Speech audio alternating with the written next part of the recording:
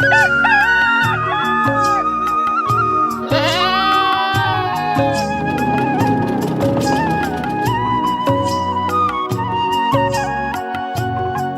देश के करीब 70% जनसंख्या खेती और उससे जुड़े उद्योगों से जुड़ी है।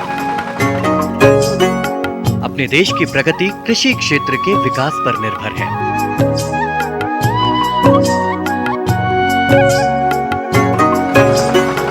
हमारे देश की नीति नियंता अपने कृषि संस्थानों के माध्यम से कृषि में नई तकनीकियों को विकसित करने की कोशिश करते रहते हैं।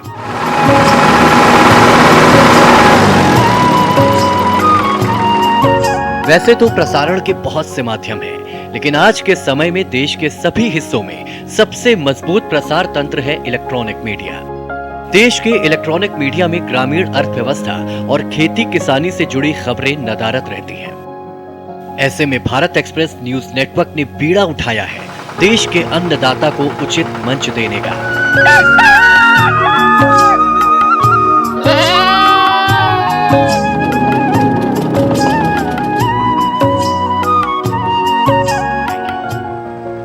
देखना ना भूले भारत एक्सप्रेस की खास पेशकश कृषि एक्सप्रेस।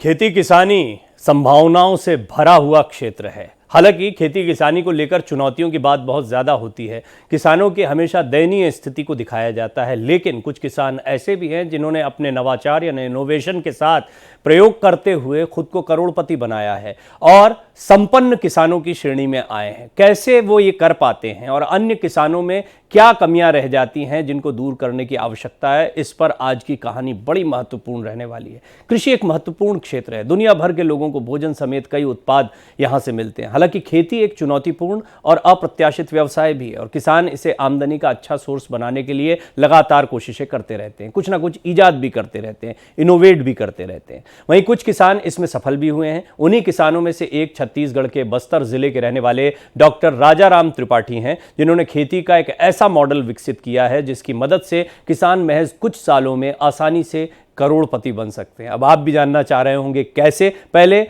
उन पर यह खास रिपोर्ट देखिए, फिर सीधे उनसे मुलाकात करवाएंगे।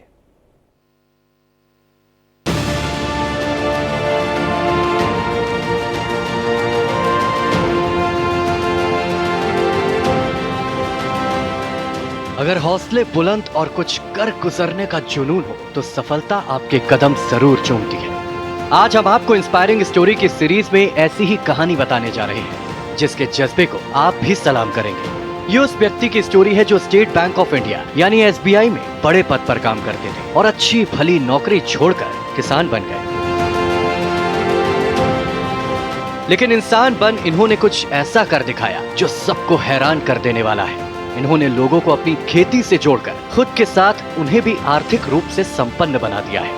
हमारी जैविक खेती की शुरुआत 1996 में हुई थी। तब ऑर्गेनिक या जैविक खेती की तो चर्चा होती थी, लेकिन सर्टिफाइड ऑर्गेनिक खेती एक नई बात थी। तब हमने इकोसर्ट जर्मनी से ऑर्गेनिक सर्टिफिकेशन कराया था सन 2000 में, जो हमें मिला था, क्योंकि भारत में तब सर्टिफाइंग एजेंसी कोई थी ही नहीं। अपनी मेहनत की बदौलत बस्तर के इस किसान की कमाई सालाना 25 करोड़ का टर्नओवर है। इस किसान का नाम डॉक्टर राजाराम त्रिपाठी है। मूल रूप से उत्तर प्रदेश के प्रतापगढ़ के रहने वाले राजाराम त्रिपाठी का परिवार कुछ सालों से छत्तीसगढ़ के बस्तर में रह रहा है। खेती किसानी करने वाले राजाराम त्रिपाठी युवाओं के लिए प्रेरणा का स्रोत है। 2003 में एक्सपोर्ट का लाइसेंस लिया। 2007 में देश के सर्वश्रेष्ठ निर्यातक का अवार्ड मिला। हमारे टर्नओवर 7 लाख से शुरू हुआ था और आज हम लगभग 70 करोड़ तक हमारे ग्रुप का टर्नओवर है। हमारे समूह का, हमारे साथ जुड़े किसानों का मिला। सिर्फ 7 साल की उम्र से अपने दादा के साथ खेती करनी शुरू की थी। पहले दादा ने 5 एकड़ जमीन खरीद कर खेती करनी शुरू की। यहीं से खेती करने की शुरुआत हुई। राजाराम के पिता एक टीचर थे। राजाराम ने भी स्टडी कंप्लीट करने के बाद नौकरी की। पहले एक कॉलेज में बतौर प्रोफेसर और फिर बाद में SBI के जरिए ग्रामीण बैंक में मैनेजर के पद पर जॉब की। करीब 7-8 साल तक सरकारी नौकरी की। एरिया की अगर बात करें तो शुरुआत में तो क्योंकि हम तो किसान परिवार के हैं और बस्तर के बेहद पिछड़े क्षेत्र दरभा विकास खंड के ककनार गांव में रहते हैं, वहीं के रहने वाले हैं, आज भी रहते हैं। और परिवार के लोगों को भी जैविक खेती या हर्बल की खेती पर मुनाफे को लेकर भरोसा नहीं था। तो शुरुआत मैंने 5 एकड़ जमीन से खरीद के चालू की कोंडा गांव में, और आज हम लगभग 1100 एकड़ पर अपने समूह की खेती कर रहे हैं और 25,000 से ज़्यादा किसान हमारे साथ जुड़ के जैविक खेती, हर्बल की खेती, मसालों की खेती कर रहे हैं। नौकरी के दौरान राजा राम ने देखा कि जो किसान खेती कर रहे हैं, बैंक से कर्ज ले रहे हैं, उनकी जमीन नीलाम होती जा रही है। एक दिन राजा राम ने रिजाइन कर दिया। रेजिग्नेशन लेटर एक्सेप्ट होने में 2 साल का समय लग गया। उसके बाद उन्होंने खेती करनी शुरू कर दी। पहले राजा राम ने टमाटर, गोभी आदि सब्जी लगाए, लेकिन उसमें उन्हें कोई फायदा नहीं हुआ। फिर उन्होंने सोचा कि कोई ऐसी खेती की जाए जिसे कोई भी ना करता हो। वर्तमान में हम लगभग 25 प्रकार की जो दुर्लभ वनौषधियां जो इस धरती से खत्म होने वाली है, इंडेंजर्ड स्पीसीज है, विलुप्त प्राय है, उनकी खेती हम बस्तर में कर रहे हैं। उनके प्राकृतिक रहवास में, नेचुरल हैबिटेट में उनका संरक्षण, संवर्धन, प्रवर्धन हो रहा है। राजा राम ने काली मिर्च और मूसली की खेती से शुरुआत की। फिर काली मिर्च, सफेद मूसली, अश्वगंधा, कालमेघ, insulin tree, stevia, Australian teak, पिपली, इस तरह की 22 जड़ी बूटियों की खेती करने लगे। खेती के लिए उन्होंने बैंक से 22 लाख का लोन लिया। राजा राम त्रिपाठी करीब 400 आदिवासियों के साथ मिलकर सफेद मूसली और काली मिर्च का उत्पादन करते हैं और उनके द्वारा पैदा किया हुआ सामान यूरोपियन और अमेरिकी देशों को बेचा जाता है। आपको जानकर हैरानी होगी कि राजा राम को भारत सरकार से 3 बार सर्वश्रेष्ठ किसान का अवार्ड मिल चुका है। हमारे साथ लगभग 400 परिवार सीधे जुड़े हुए हैं, जो कि आदिवासी परिवार हैं, और हमारी यात्रा लगभग 30 साल की है। इस समय हम करीब बस्तर के 70 जिलों में जैविक खेती को आगे बढ़ा रहे हैं। सबसे बड़ी बात, अगर उपलब्धि की बात करें तो बहुत सारी उपलब्धियां हैं। जैसे कि काली मिर्च का औसत उत्पादन देश में 1.5 से 2 किलो होता है और माना जाता था कि केरल की फसल है। वर्तमान में हम काली मिर्च की जो फसल ले रहे हैं बस्तर में, और जो वैरायटी हमने यहाँ डेवलप की है, माँ दंतेश्वरी काली मिर्च 16, वह 9 किलो औसत उत्पादन प्रति पेड़ से देती है। आज राजा राम के पास 1000 एकड़ जमीन है, जिसमें 9 फार्म हाउस है। उन्होंने खेती किसानी के लिए 7 करोड़ का हेलीकॉप्टर भी खरीदा है। लोग उन्हें हेलीकॉप्टर वाले किसान के नाम से जानते हैं। बाकायदा उन्होंने अपनी एक कंपनी बना रखी है, जिसका सालाना टर्नओवर 25 करोड़ से ज्यादा है। वो 10 से ज्यादा देशों में हर्बल हल्दी पाउडर, आंवला समेत अलग अलग तरह के हर्बल प्रोडक्ट की प्रोसेसिंग करके सेल कर रहे हैं। भारत एक्सप्रेस इस प्रगतिशील किसान की हिम्मत और उनके हौसले को सलाम करता है। Bureau report, Bharat express. आइए मेरे साथ मिलकर स्वागत करिए डॉक्टर राजाराम त्रिपाठी का, जो प्रगतिशील किसान हैं और सीधे मेरे साथ जुड़ रहे हैं। डॉक्टर त्रिपाठी, सबसे पहले बहुत बहुत स्वागत है। एक बार फिर आपसे चर्चा का अवसर मिल रहा है। बड़ा प्रभावित हुआ था पिछली मुलाकात में जब आपसे बातचीत हो रही थी, आपके विचार किसानों को लेकर, और ये तो यह आज आपकी निजी कहानी सुनी, लेकिन जो आप देश के किसानों के विषय में सोचते हैं और उनका भी हितों के विषय में सोचते हैं, इसके लिए भी आपका साधुवाद। स्वागत है आपका। नमस्कार प्रवीण जी, मुझे भी काफी दिनों बाद आपसे मिलकर बड़ा अच्छा लग रहा है। मैं आपको और भारत एक्सप्रेस में, कृषि एक्सप्रेस में बैठे हुए सारे दर्शकों को और विशेषकर किसानों को का अभिवादन करता हूं, प्रणाम करता हूं। जी, अब डॉक्टर त्रिपाठी देखिए, इतनी सुंदर रिपोर्ट बनाई गई और बड़ी विस्तृत रिपोर्ट थी, तो काफ़ी सारी बातें उसमें आ गई। अब मेरे सामने चुनौती होती है कि कुछ ऐसी बातें जो रिपोर्ट में ना आई हो, उसको ज़रा समझा जाए। और उसमें सबसे महत्वपूर्ण ये होता है कि कई ऐसे किसान जो सिर्फ एक कहानी को देखकर अंदाज़ा नहीं लगा सकते, व्यवहारिक रूप से जब वो ज़मीन पर काम करते हैं। एक तो बस्तर अपने आप में बहुत चुनौतीपूर्ण है, क्योंकि मैं उस आप जितना तो नहीं जानता, लेकिन उस क्षेत्र को थोड़ा बहुत जानता हूं, तो मैं जानता हूं कि बस्तर जो है वो कितना चुनौतीपूर्ण है। और वहां पर देश के सबसे अमीर किसानों में से एक डॉक्टर राजाराम त्रिपाठी हों, जो हेलीकॉप्टर खरीदने की कुव्वत रखते हैं, तो ये लोगों को जरा आश्चर्यचकित करता है। बस्तर की संभावनाओं के विषय में बताइए, और कैसे आप अन्य किसानों से, अपने समकक्ष जो अन्य लोग काम कर रहे हैं, उनसे किन मामलों में अलग हैं, जिसकी वजह से आपके साथ एक समृद्धि दिखाई पड़ती है। प्रवीण जी, बस्तर कई ऐसे कारणों के लिए जाना जाता रहा है जिसके लिए कोई भी क्षेत्र जाना पसंद नहीं करता। हम जानते हैं बस्तर लंबे समय से नक्सलवाद से भी प्रभावित रहा है, और क्योंकि मैं यहीं पैदा हुआ, पला बढ़ा, हमारी 5वीं पीढ़ी है यहाँ पे, और मेरी जीवन खुली किताब है। एक अच्छी खासी नौकरी छोड़ के मैं खेती में आया, यह सारे मेरे बस्तर के लोगों को भी पता है। और क्योंकि मैं इन्हीं के बीच पला बढ़ा, ये मुझे भली भांति जानते हैं, तो मुझे आदिवासी समुदाय का साथ मिला। मैं बड़ा भाग्यशाली रहा कि इस समुदाय का विश्वास जीत पाया। और निश्चित रूप से बस्तर की धरती, यहाँ के लोगों का जो योगदान है, वो मेरी सफलता में एक बड़ी भूमिका निभाता है। साथ में मैं ये मानता हूं कि सही समय पर सही फसल का चुनाव हमने किया। हम सही समय पे, we are right person at the right time at the right place. और साथ में हमने तकनीकी का हमेशा उपयोग किया। हम भारत के पहले किसान थे जिन्होंने अपनी खुद की वेबसाइट बनाई, आज से करीब 25 साल पहले।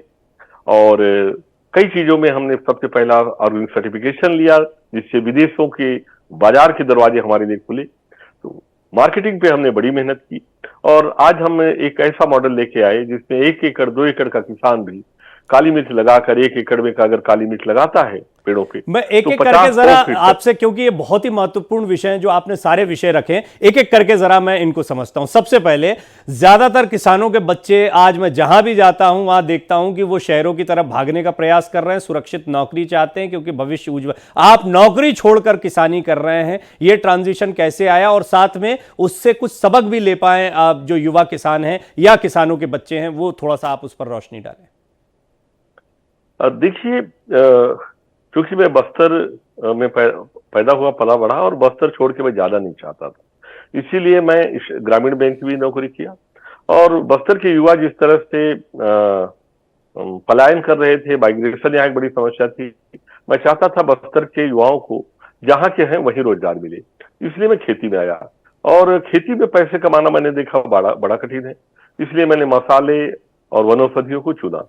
क्योंकि परंपरागत फसलें जो हैं उनकी 70-80 रुपया किलो से ज्यादा किसी में आमदनी नहीं होती, 100 रुपया से ऊपर कुछ भी नहीं बिकता है। लेकिन जड़ी बूटियों की खेती, उससे शुरुआत होती है, 100-150 रुपया किलो से जड़ी बूटी की शुरुआत होती है। तो इस कारण से दूसरा क्या है, धान गेहूं चना में खाली उसका बीज बिकता है, लेकिन जड़ी बूटियों में पूरा पेड़ उसका, जैसे गेहूं देखिए, गेहूं निकाल लिया तो पराली आज एक समस्या है, लेकिन जड़ी बूटियों में पंचांग पूरा यूज होता है, यानी पराली जो है वो भी समझ लीजिए उसी कीमत की जड़ी बूटियों के पेड़ की है। तो इसलिए आमदनी बढ़ती है। और युवाओं की अगर बात करूं तो अब प्रतिदिन मेरे यहाँ, आप यकीन करिए, अमेरिका में जो काम कर रहे थे वो लोग नौकरी छोड़ के आके अब खेती में आ रहे हैं, जैविक खेती, हर्बल खेती में आ रहे हैं। प्रतिदिन ऐसे 15 से 20 युवाओं का दल देश के अलग अलग कोने से, कई बार विदेशों से भी आता है। और अब वो नौकरी और शहर का मोह छोड़ के वापस। डॉक्टर त्रिपाठी, क्या मैं ऐसा मानूं कि उपज का चुनाव आपकी समृद्धि की वजह है? क्योंकि देखिए, अब जो धान उगा रहा है, जो गेहूं उगा रहा है, जो सोयाबीन उगा रहा है, जो मक्का उगा रहा है, जो गन्ना उगा रहा है, वो तो उगाता रहेगा और वो भी जरूरी है, लेकिन आपकी उपज कुछ इस तरह की है जिसमें समृद्धि ज्यादा है, ऐसा माना जाए? या किसी भी उपज को इनोवेशन के साथ या मार्केट को पकड़ के आगे बढ़ाया जाए तो इसी तरह की सफलता हासिल की जा सकती है? प्रवीण जी, मेरा मानना है धान गेहूं सब चीज जरूरी है, लेकिन साथ ही साथ जब बाजार में बेचने की बात आती है तो ऐसी फसल उगाएं जिसकी बाजार में डिमांड हो और जिसका रेट अच्छा मिलता हो। यहाँ डिमांड एंड सप्लाई, मांग एवं आपूर्ति के नियम का ध्यान रखना किसान के लिए बेहद जरूरी है। वही टमाटर जो कभी 100 रुपया किलो बिकता है, अब सब्जियों की बात ले लीजिए, और जब सारे के सारे किसानों का टमाटर एक साथ बाजार आता है तो 3 रुपया 4 रुपया भी मिलना दुष्कर हो जाता है, फेंकना पड़ता है। तो फसलों का चुनाव एक बड़ी चीज है। पेरिशेबल आइटम में अगर डील करते हैं या मतलब साग सब्जी जो तत्काल खराब होने वाली चीजें हैं, तो हमें उनकी प्रोसेसिंग की व्यवस्था करनी चाहिए, हल्की फुल्की प्राइमरी प्रोसेसिंग, सुखाने की व्यवस्था रखनी चाहिए, इस छोटा मोटा स्टॉक करने की व्यवस्था होनी चाहिए। और सबसे बड़ी बात, अगर नई फसल कोई आप उगाते हैं तो किसी की देखा देखी न उगाएं, उसका मार्केटिंग की भी पता करें सबसे पहले। और किसान की सबसे ज्यादा मदद कर सकता है, जो 25-30 साल का अनुभव जिस किसान के पास हो, उस किसान का आप मार्केटिंग का भी अनुभव ने, गुरु मंत्र ने, और मार्केटिंग की अग्रिम व्यवस्था करके फसल उगाएं, जैसा कि हमने किया है।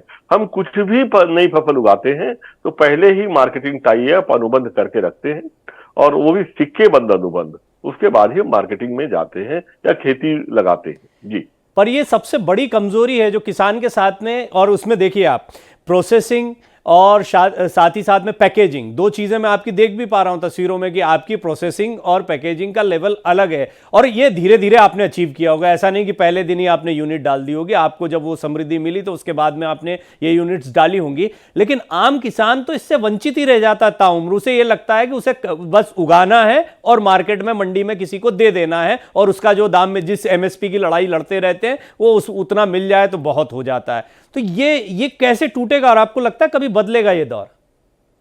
अब बेशक प्रवीण जी, मैं एक बहुत महत्वपूर्ण चीज बताने जा रहा हूं। ये जो पैकेजिंग है कोई राजाराम जी की कंपनी की नहीं है। राजाराम जैसे सैकड़ों किसान मिल के क्लस्टर में एक साथ उगाते हैं समान फसलों को, और हम एक साथ पैकेजिंग करते हैं। जब मिलजुल कर एक क्लस्टर में, एक समूह में हम काम करते हैं, जैसे मां दंतेश्वरी हर्बल समूह है, हजारों किसानों का है। पैकेजिंग इन हजारों किसानों के खेतों की उपज है, और जब हम मिलजुल के काम करते हैं तो चाहे वो पैकेजिंग हो या ब्रांडिंग हो या एक्सपोर्ट हो, सरल हो जाता है। सरकार की भी बहुत सारी योजनाएं हैं। जब आप समूह में काम करते हैं, बहुत सारे लोगों के हित एक साथ जुड़ते हैं, तो सरकार भी मदद करती है, चाहे वो राज्य सरकार हो चाहे केंद्र सरकार हो। जी, ये आपने एक बहुत महत्वपूर्ण बात बताई। अभी मुझे ये भी समझ में आ रहा है कि ये मॉडल ऐसा भी है कि आपके जैसे कोई लोग हों जिनको इन चीज़ों की समझ हो, तो वो अन्य किसान जो नहीं समझ पा रहे हैं उनकी मदद कर सकते हैं, उनको इन संभावनाओं से अवगत करा सकते हैं। और इस तरीके, जैसे हम देखते हैं कोऑपरेटिव की एक पूरी मुहिम जो है पूरे देश में चली, दूध को लेकर तो हम देखते हैं अमूल है या अन्य, फिर उसके बाद में एक के बाद एक दुग्ध क्रांति, हरित क्रांति की बात होती रही। हरित क्रांति को लेकर ये एक बहुत बड़ा कदम हो सकता है कि अगर हम कोऑपरेटिव तरीके से चले तो। आपको लगता है आपका ये जो मॉडल है ये और जगह भी आजमाया जा रहा है? क्योंकि इसकी जानकारी भी आप थोड़ा सा दीजिए, और जगह भी आजमाया जा रहा है, और कैसे बड़े पैमाने पर इसका इस्तेमाल हो सकता है? प्रवीण जी, आपको जान की खुशी होगी कि उत्तर प्रदेश सहित करीब 16 राज्यों में यह मॉडल छोटे छोटे लेवल पे काम कर रहा है। हम कोई बहुत बड़ा ग्रुप हमारा नहीं है। पूरे देश में अगर लेंगे 1 लाख 2 लाख किसान जुड़े, तो मैं नहीं मानता कि जहां 16 करोड़ किसान हो वहां 1 लाख 2 लाख कोई बहुत बड़ी क्रांति की। लेकिन हाँ, हर क्रांति की शुरुआत ऐसे छोटे छोटे कदमों से होती है। ये शुरुआत हो चुकी है क्योंकि सफल मॉडल है। हम एक साथ बेचते हैं, हर एक को समान रेट मिलता है। राजाराम जी का 10 टन होगा तो वही रेट राजाराम को मिलेगा, और किसी का 100 किलो होगा, सोमारू राम भाई का है तो उसको 100 किलो का भी वही रेट मिलेगा। सबको मालूम है माल कहाँ जा रहा है, पूरी ट्रांसपेरेंसी है, सबके खाते में सीधा पैसा जाता है। इसीलिए अगर हम हमारा टर्नओवर देखेंगे, किसी कंपनी का नहीं दिखेगा, लेकिन हर किसान समृद्ध हो रहा है क्योंकि सीधे सीधे एक साथ उनके खातों में पैसे जाते हैं। हम मिलके बेचते हैं लेकिन पैसा सबके खाते में जाता है। हाँ, जिंदाबाद मुर्दाबाद वाली सहकारिता से थोड़ा परहेज हम करें। हम केवल खेती और मार्केटिंग, सहकारिता में जहां जहां राजनीतिकरण हुआ वहां सहकारिता बदनाम हो गई। चर्चा के जरा अंतिम दौर में जा रहे हैं, तो मैं रैपिड फटाफट आपसे कुछ सवाल पूछूंगा ताकि आपसे ज्यादा, हालांकि बहुत अवसर मिलते रहेंगे, आपसे खूब बातें करते रहेंगे, लेकिन इस शो में भी चाहता हूं कि कुछ काम की बातें आ जाएं। एक स्टार फसल होती है हर किसी की, काली मिर्च आपके लिए वो स्टार है? बेशक। काली मिर्च क्योंकि सारे लोग 2 किलो 3 किलो उगाते हैं, हमारी वैरायटी 9 किलो देती है। नेचुरली 3 गुना अगर उत्पादन हो तो हमारे लिए स्टार फसल है। ये इनोवेशन ही, ये आपका इनोवेशन यही है या इसके अलावा कुछ और इनोवेटिव आइडियाज हैं जिनका इस्तेमाल आपने किया, और हैं तो क्या? देखिए, कुछ इनोवेशन है और कुछ प्रकृति की नकल है, अकल के साथ नकल। तो हमने जो वैरायटी बनाई वो ऑस्ट्रेलियन टीक के पौधे के साथ चलाई, और जो कि उस पेड़ की खासियत है नाइट्रोजन फिक्सेशन करता है, तो इसी कारण से उत्पादन हमें ज्यादा मिला। तो प्रकृति के नियमों का अगर हम पालन करते हैं तो धरती देती है, धरती कंजूसी नहीं करती। जी, क्या बेसिक गलतियां करते हैं किसान जिनको आप देखते हैं और आप सोचते हैं कि काश ये इसको ऐसे करते तो और बेहतर कर लेते? ओवरनाइट उनको लगता है रातों रात करोड़पति बनने का, चाहे जड़ी बूटी खेती हो, मूंगफली खेती हो। जिस तरह से यूट्यूब में बाढ़ आई हुई है और आर्टिकल आते हैं, मेरा मानना है ऐसा कोई रास्ता नहीं है तत्काल पैसा बनाने का। खेती पे दूर दृष्टि रखते हुए लॉन्ग टर्म, लंबी अवधि की योजनाएं बना के आगे बढ़ना चाहिए, क्योंकि आप ही नहीं, आपके बच्चों को भी खेती करनी है। तो आप तत्काल ज्यादा से ज्यादा लाभ धरती से लेने की कोशिश में बेतहाशा यूरिया, डीएपी, रासायनिक खाद का प्रयोग, जड़ी दवाइयों का प्रयोग न करें। बहुत ज्यादा उत्पादन लेने के लिए हाइब्रिड दुनिया भर की किस्में मत लें। आप परंपरागत फसलों को लें और परंपरागत तरीकों का बुद्धिमानी से आज की तकनीक का उपयोग करते हुए दोनों को ब्लेंड करें। दोनों को साथ लेकर अगर चलेंगे तो, और मार्केटिंग की व्यवस्था, विपणन की अग्रिम व्यवस्था करके चले तो असंभव बिल्कुल नहीं है। एक सफल मॉडल हमारा रास्ता दिख रहा है। जी, हेलीकॉप्टर इसलिए कि एक किसान हेलीकॉप्टर ले सकता है या कोई आवश्यकता भी उसकी महसूस की? और प्रवीण जी एक चीज बताओ, हेलीकॉप्टर भारत के लिए नया हो सकता है, लेकिन हवाई जहाज से और हेलीकॉप्टर से बड़े पैमाने पर खेती में बीमारियों का नियंत्रण एक ही दिन में किया जा सकता है, जो कि हमारे देश में 10 से 15% उत्पादन, हर साल बीमारी आती है, हर साल दवाई डालते हैं, लेकिन नुकसान होता ही है। तो अगर हेलीकॉप्टर का उपयोग जो है बहुत ही आर्थिक रूप से व्यवहार्य है, आधे खर्चे में काम हो जाता है। और बस्तर जैसे क्षेत्र जहां हर साल जंगलों में आग लगती है, 44% जंगल है, करोड़ों अरबों की लकड़ी और साथ ही साथ हजारों जीव जल जाते हैं, तो इस जंगल की रक्षा के उद्देश्य से भी दोनों उद्देश्य एक लाभकारी योजना है। ये कोई सैर सपाटे के लिए सोची हुई योजना नहीं है, ये बेहद फायदेमंद योजना है। डॉक्टर राजाराम त्रिपाठी का मॉडल पूरे देश में जाना चाहिए, दुनिया के लोग आ रहे हैं, लेकिन देश के किसानों का ज्यादा से ज्यादा लाभ इसको क्यों नहीं मिल पा रहा और कैसे मिल सकता है? प्रवीण जी, भारत का किसान इतनी बार चला गया है कि दूध का जला छाछ को भी फूक फूक के पीता है, हर नई योजना को अचानक स्वीकार नहीं करता। और दूसरी चीज, अगर वो कोई नई योजना या नई फसल की ओर आकृष्ट होता है तो उसे जो एक बैकअप सपोर्ट मिलना चाहिए, उस सपोर्ट की भी कमी है। मेरा मानना है कि मार्केटिंग से लेके हर चीज में क्योंकि 84% किसान 4 एकड़ अथवा उससे कम के हैं, तो जरूरत है कि सरकार इन्हें हर स्तर पे शुरुआती सहायता दे। एक बार ये खड़े हो जाए, एक बार इनका इंजन पटरी पे आ जाए, फिर दौड़ेगा, लेकिन शुरुआती एफर्ट में सरकार को भी साथ देना पड़ेगा। राजाराम त्रिपाठी अकेले दम पे पूरे देश में इस मॉडल को नहीं ले जा सकते, जो कि सरकार एक दिन में कर सकती है और मीडिया एक दिन में कर सकता है। तो मेरा मानना यह है, ये एक अकेले राजाराम रिप्लिकेट नहीं कर सकते, या फिर करोड़ों राजाराम की जरूरत है इस देश को, और वो अकेला राजाराम नहीं कर पाएगा। फाइनली एक बहुत इंपॉर्टेंट बात मैं आपसे जानना चाहता हूं, बस्तर क्योंकि आपने ऑर्गेनिक खेती की भी बात रिपोर्ट में की थी, साथ ही साथ बस्तर जो है प्राकृतिक रूप से बड़ी समृद्ध जगह है, लेकिन हम देखते हैं किसानों के सामने महाराष्ट्र में, और आप बुंदेलखंड आप तो खूब अच्छे से जानते होंगे, जो मध्य प्रदेश का बुंदेलखंड का हिस्सा है, पानी की जो मैं वहां पर किसानों की जो हालत देख पाता हूं वो बहुत दयनीय स्थिति होती है। वो हल बखर से अभी बहुत धीरे धीरे ही ट्रैक्टर तक आ पाया और आप हेलीकॉप्टर तक चले गए हैं। ये बताइए कि जमीन का कितना असर होता है और क्या ऐसी जगहों के किसानों के लिए भी कोई मॉडल हो सकता है, क्योंकि खेती किसानी पर ही उनका जीवन है। प्रवीण जी, मैं 40 देश घूमा हूं, हर तरह की जलवायु देखा हूं, और हर जगह मेरा मानना है कोई जमीन खराब नहीं होती, और बुंदेलखंड में बहुत सारी अच्छे फायदे देने वाली फसलों की खेती की पर्याप्त संभावनाएं हैं। मैंने तो एक बार उसके लिए एक योजना भी बनाई थी। अगर वहां के लोग, वहां के किसान या सरकार या कृषि विश्वविद्यालय आगे आए, तो मेरा मानना है बुंदेलखंड, जिसे हम समझ रहे हैं कि कम पानी के कारण वहां पे कुछ नहीं हो सकता, वह कई ऐसी फसलें हैं जो केवल वहीं हो सकती है। ये बहुत बढ़िया बात है। मुझे लगता है एक आध बार इस पर, क्योंकि हमने यहाँ के एक और प्रगतिशील किसान से बात की थी, चौरसिया, जो कि मल्टी लेवल फार्मिंग कर रहे हैं और काफी समृद्ध हैं, वो भी अच्छा खासा टर्न, आपकी तरह नहीं लेकिन काफी अच्छा खासा टर्नओवर वो भी उठा रहे हैं। डॉक्टर राजाराम त्रिपाठी, बहुत ही अच्छा लगा आपसे बात करके, और पता ही नहीं लगा समय निकल गया है, कार्यक्रम में समय यहीं तक था, लेकिन निश्चित तौर पर आगे भी इन मुद्दों पर आपसे बातचीत करते रहेंगे। कृषि एक्सप्रेस में आप जुड़े, आपका बहुत बहुत धन्यवाद। डॉक्टर राजाराम त्रिपाठी की ये कहानी सचमुच इंस्पिरेशनल है।